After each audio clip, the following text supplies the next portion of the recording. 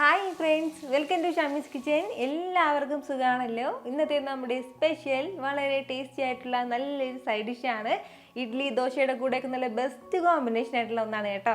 അപ്പോൾ ഈ വീഡിയോ ഇഷ്ടമായാൽ ഇതൊന്ന് ലൈക്ക് ചെയ്യാനും കൂടെ തന്നെ സബ്സ്ക്രൈബ് ചെയ്യാനും ആ തൊട്ടടുത്ത് കാണുന്ന ബെല്ലൈക്കൻ്റെ ഓള് മറക്കാതെ കൂടെ ഒന്ന് പ്രസ് ചെയ്തേക്കണേ. എന്നാൽ ശരി, ഇതെങ്ങനെയാണ് തയ്യാറാക്കുന്നത് വേഗം ഒന്ന് കണ്ടു നോക്കാം. അപ്പോൾ ഇത് തയ്യാറാക്കി എടുക്കാനായിട്ട് ഞാനിപ്പോൾ ഇതുപോലെ ഒരു കടായി ഒന്ന് അടുപ്പത്തേക്ക് വെച്ചിട്ടുണ്ട്. അതൊന്ന് ചൂടായി വരുന്ന സമയം ഇതിലേക്ക് നമുക്ക് 1.5 ടേബിൾ സ്പൂൺ അളവിൽ വെളിച്ചെണ്ണ ചേർത്ത് കൊടുക്കാം.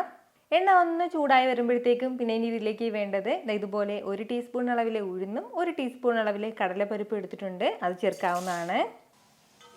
കടലപ്പരിപ്പും ഉഴുന്നിൻ്റെയൊക്കെ കളർ നന്നായിട്ടൊന്ന് മാറി വരട്ടെ. ഇതുപോലെ ഇതിൻ്റെ കളർ ലൈറ്റായിട്ടൊന്ന് മാറി തുടങ്ങുമ്പോഴത്തേക്കും പിന്നെ വേണ്ടത് ഞാനിപ്പോൾ ഒരു 3 വറ്റൽമുളക് എടുത്തിട്ടുണ്ട്. നമ്മുടെ എരിവിനനുസരിച്ചിട്ടുള്ള വറ്റൽമുളക് ചേർക്കാവുന്നതാണ്.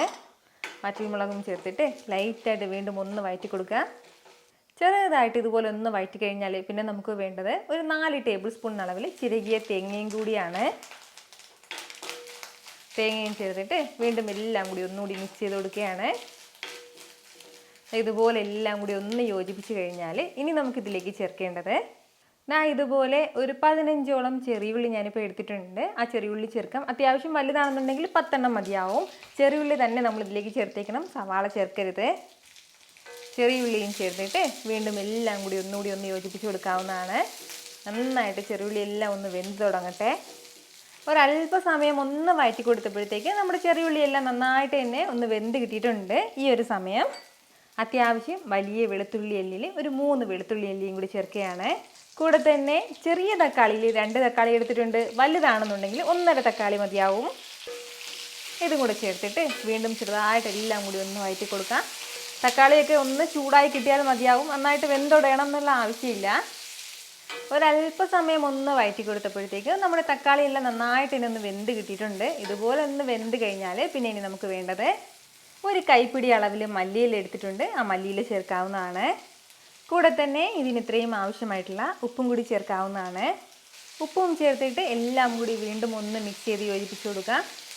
നമ്മുടെ മല്ലിയിലെല്ലാം ഒരുപാട് വഴണ്ട് പോകണം എന്നുള്ള ആവശ്യമില്ല. നന്നായിട്ട് തന്നെ മല്ലിയില ഒന്ന് ചൂടായി കിട്ടിയാൽ മാത്രം മതിയാവും. നല്ല രീതിക്ക് നമ്മളിപ്പോൾ മല്ലിയില വഴറ്റുകയാണെന്നുണ്ടെങ്കിൽ മല്ലിയിലയുടെ ആ ഒരു കളറൊക്കെ അങ്ങ് പോകും. അതിൻ്റെ പേരിൽ ഇതുപോലെ ലൈറ്റായിട്ടൊന്ന് വഴറ്റി കൊടുത്തിട്ടുണ്ട്. ഇത് ഇത്രയും തന്നെ മതിയാവും. ഇനി നമുക്ക് ഫ്ലെയിം ഒന്ന് ഓഫ് ചെയ്ത് കൊടുക്കാവുന്നതാണ്. ഇതിപ്പോൾ അത്യാവശ്യം നല്ല ചൂടല്ലേ, ഈ ചൂടൊന്ന് ചെറുതായിട്ട് മാറട്ടെ. എന്നിട്ട് നമുക്കൊന്ന് മിക്സിയുടെ ജാറിലേക്ക് മാറ്റാം. ചെറുതായിട്ട് ഇതൊന്ന് തണുത്തതിന് ശേഷം ഞാനിപ്പോൾ ഇതുപോലെ ഒരു മിക്സിയുടെ ജാറിലേക്ക് മാറ്റിയിട്ടുണ്ട്. ഇനി നമുക്കിതിലേക്ക് ആവശ്യത്തിനുള്ള വെള്ളം, അതായത് നമുക്ക് ഇപ്പോൾ എത്രത്തോളം കട്ടി വേണമോ അതിനനുസരിച്ചിട്ടുള്ള വെള്ളം ചേർക്കാം. ചെറു ചൂട് വെള്ളം വേണം ചേർക്കാനായിട്ട്. അതായത് പച്ചവെള്ളം ചേർക്കരുത്, ചെറു ചൂടായിട്ടുള്ള വെള്ളം വേണം ഇതിലേക്ക് ചേർക്കാനായിട്ട്. ഇതിലേക്ക് ഒരു 1/2 കപ്പോളം വെള്ളമാണ് ഞാനിപ്പോൾ ചേർത്ത് കൊടുത്തിട്ടുള്ളത്. ഇനി നമുക്ക് നന്നായിട്ട് ഇനി ഒന്ന് അരച്ചെടുക്കാവുന്നതാണ്. തീരെ ഫൈനായിട്ട് അരയണം എന്നുള്ള ആവശ്യമില്ല. ചെറിയ തരിയോടുകൂടി തന്നെ നമുക്കൊന്ന് അരച്ചെടുക്കാവുന്നതാണ്. ഇതുപോലെ നന്നായിട്ട് തന്നെ ഞാനിതൊന്ന് അരച്ചെടുത്തിട്ടുണ്ട്. അപ്പോൾ ചെറിയ തരിതരിപ്പോട് കൂടിയിട്ടാണ് ഒന്ന് അരച്ചെടുത്തിട്ടുള്ളത്. ഇനി നമുക്ക് നേരെ തന്നെ ഇതൊരു ബൗളിലേക്ക് ചേർക്കാവുന്നതാണ്. ഇനി ഇതിന് മുകളിലായിട്ട് നമുക്ക് ചെറിയൊരു താളിപ്പും കൂടി കൊടുക്കാവുന്നതാണ്. കുറച്ച് വെളിച്ചെണ്ണയിലേക്ക് കടുകും ഉഴുന്നും കറിവേപ്പിലയും കൂടി ഒന്ന് പൊട്ടിച്ചിട്ട് അതും കൂടി ചേർക്കാം.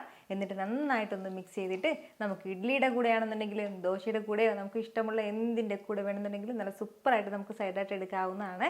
വളരെ രുചികരമായിട്ടുള്ള നല്ലൊരു തക്കാളി മല്ലി ചട്നിയാണ് കേട്ടോ ഇത്. അപ്പോൾ ട്രൈ ചെയ്ത് നോക്കുന്നവരൊക്കെ മറക്കാതെ നിങ്ങളുടെ ഫീഡ്ബാക്ക് ഒന്ന് അറിയിച്ചേക്കണം. കാരണം നിങ്ങളുടെ ഫീഡ്ബാക്ക് കാണുമ്പോഴായിരിക്കും അത് മറ്റുള്ളവർക്കും തയ്യാറാക്കി നോക്കണം എന്നുള്ളൊരു പ്രചോദനം ഉണ്ടാകുന്നത്. എത്ര എളുപ്പത്തിലും രുചികരമായിട്ടാണല്ലേ നമ്മൾ തയ്യാറാക്കി എടുത്തിട്ടുള്ളത്. അപ്പോൾ ഇത് ഇഷ്ടമായാൽ ഇതൊന്ന് ലൈക്ക് ചെയ്യാനും കൂടെ തന്നെ നിങ്ങളുടെ ഫ്രണ്ട്സിനും ഫാമിലിക്കും എല്ലാവർക്കും ഇതൊന്ന് ഷെയർ കൂടി ചെയ്ത് കൊടുത്തേക്കണം. ഇതുപോലുള്ള റെസിപ്പിക്ക് വേണ്ടിയിട്ട് നമ്മുടെ ഷമീസ് കിച്ചൻ ചാനൽ ഫോളോ ചെയ്യാനും സബ്സ്ക്രൈബ് ചെയ്യാനൊന്നും ആരും മറക്കരുത്. വീണ്ടും നല്ലൊരു ഷാറ് വീഡിയോ ആയിട്ട് നാളെ കാണാം. അതുവരേക്ക് എല്ലാവരും ഹാപ്പി ആയിട്ടിരിക്കുക, സന്തോഷമായിട്ടിരിക്കുക, എല്ലാവരും സേഫ് ആയിട്ടിരിക്കണം. Take care friends. ടാറ്റാ.